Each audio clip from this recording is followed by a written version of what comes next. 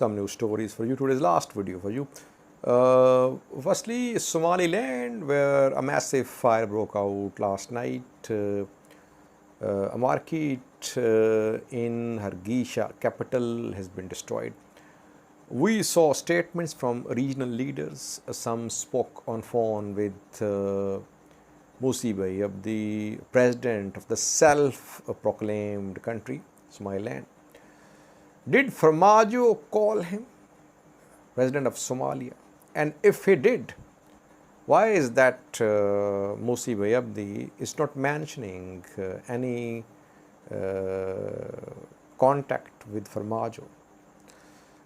Secondly, viewers, we have a new story from Tigray ICRC, International Committee of Red Cross, released a statement. A convoy of ICRC vehicles has entered Tigray. So, third convoy which has entered Tigray in the past 24 hours. Thirdly, we know that a key leader of Oromia Liberation Front, one of the founding members of OLF, passed away,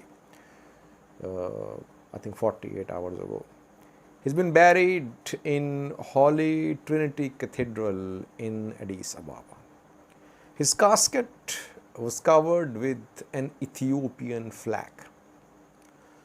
I have received pictures, messages from some activists. They say that why is that his casket was not covered with an OLF flag. Lastly, we know that on Saturday, calls were being issued for protests across the US by Tigrayans. What happened? Were there any protests on a Saturday in the US? We have some clips for you. Firstly, Somaliland. We know that in Hargeisa, a massive fire broke out last night.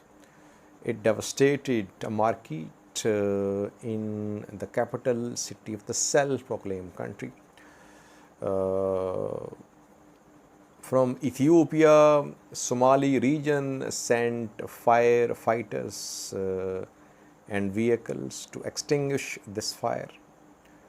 Ethiopia sent a delegation as well. Ahmed Shide, finance minister of Ethiopia, is leading the delegation. The delegation arrived in Hargeisa a few hours ago.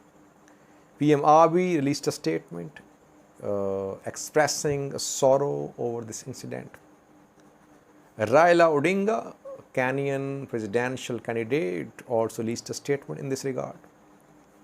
Then Ismail Omar, president of Djibouti, issued a statement showing solidarity with the people of Somaliland. He also announced to send a delegation to Somaliland, which will arrive, I think, tomorrow. Then UK Prime Minister Boris Johnson issued a message saying that UK would do what it could to help the people of Somaliland. We have learned that Farmajo, president of Somalia, also contacted Muse Bihi Abdi. Both spoke on phone. Djibouti's president also spoke on phone with Muse Bihi Abdi. And Muse Bihi Abdi has thanked, in his tweet, he has thanked Ismail Omar, he has thanked PM Abdi of Ethiopia, he thanked UK's Boris Johnson, but he has not made a mention of Farmajo, Abdullahi Farmajo, president of Somalia, who contacted Muse Bihi Abdi. Keeping political differences aside, I think Somaliland president should have thanked Farmajo as well. Several sources are confirming that a phone call between Farmajo and Muse Bihi Abdi did happen. Yes, Somaliland is against union with Somalia. It has made itself clear in recent visit of Muse Bihi Abdi to US that there would be no union with Somalia. It does not mean that all ties should be cut off. If Farmajo contacted President Muse Bihi Abdi, I think Muse Bihi Abdi should have mentioned this call, like he mentioned PM Abdi, Boris Johnson, Ismail others. Second, viewers, we know that 8 convoys are starting to enter Tigray. The speed is very slow. 13 World Food Program trucks entered Tigray yesterday. Then today, some fuel tankers carrying around 47,000 liters of fuel entered Tigray. And after that, an ICRC convoy entered Mekelle, Tigray's capital. International Committee of Red Cross, ICRC, has confirmed that a convoy of the ICRC has made it to Mekelle. The convoy has medicines, medical equipment, some food items, some household items like solar lamps, mattresses, etc. People are saying that the speed of delivery of aid to Tigray is very slow. Tigray needs 100 trucks on daily basis. Just 13 arrived in 24 hours. Well, I see it from another angle. I think if 3 convoys have entered Tigray separately, it means that the road is safe for travel. It means no one in afar is obstructing the aid supplies. Yes, the speed will pick up in coming days. But the only encouraging thing so far is that we have seen 3 separate convoys, 13 aid trucks, then some fuel tankers, and lastly this ICRC convoy. It means that there is no problem along the route, Samra Mekelle route. So things will get better in coming days, I think. Thirdly, viewers, a founding member of Oromo Liberation Front, OLF, passed away, Gelasa Dilbo, I think 48 hours ago. He's been buried in Holy Trinity Cathedral in Addis Ababa. You can see a picture in which his casket can be seen covered with an Ethiopian flag. And I have seen several messages, tweets, someone shared with me as well that he was a founding member of OLF. His casket should have been covered with OLF flag. Why is that?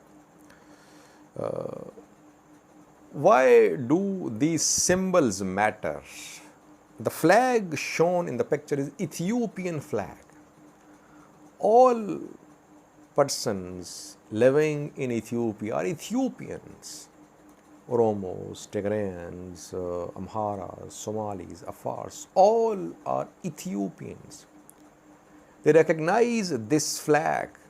OLF is a political party which recognizes Ethiopian constitution. If it did not recognize the constitution, it wouldn't be a political party. So if his casket is covered with Ethiopian flag, what's wrong with that? Problem is that whenever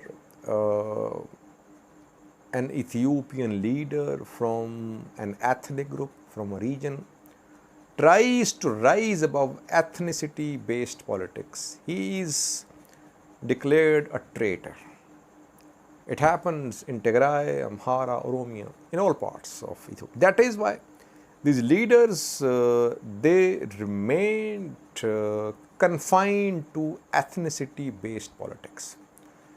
Whenever they want to rise above it, they lose the sympathy of their support base, ethnic group. It should not happen. This is Ethiopian flag, nothing wrong with that if the casket is covered with that. That's my opinion.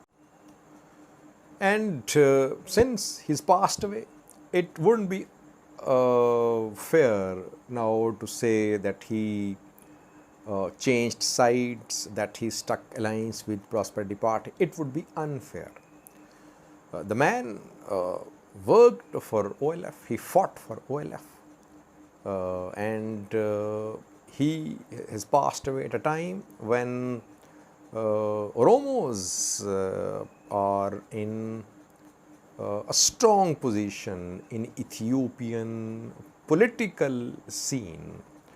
Oromo politicians, Oromo figures, now they have relevance in decision making in Ethiopia. Lastly, viewers, we know that today, Saturday, was Global Protest Day. Tigrayans announced to hold protest rallies in the US. Were there any rallies there? Yes, Tigrayans in some parts of the US took to the streets. We saw rallies in Washington and in some other cities of the US. Almost on daily basis, we are seeing demonstrations, protests from Tigrayans in the US. It will continue, I think, because both bills, HR 6600, S3199, they are pending with US House and Senate. Tigray diaspora members will continue this pressure upon the US government. Meanwhile, pro-Ethiopian government diaspora members in the US, they are trying to unite. We're seeing virtual meetings calling for unity. We saw some rallies on Monday from pro-Ethiopian government diaspora members, but not as big rallies as we saw last year. So Tigrayans are now taking advantage of the divisions and splits in Amhara diaspora members, and they are carrying out, they are holding these rallies on daily basis. Watch some clips from today's demonstrations in the US. Thanks for watching.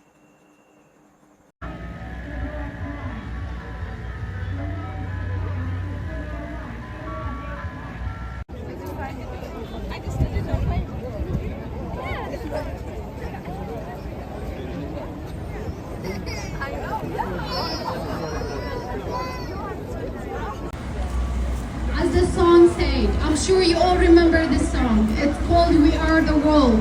It was sung by concerned singers in the late 70s in order to provide humanitarian aid for people that were starving in Ethiopia.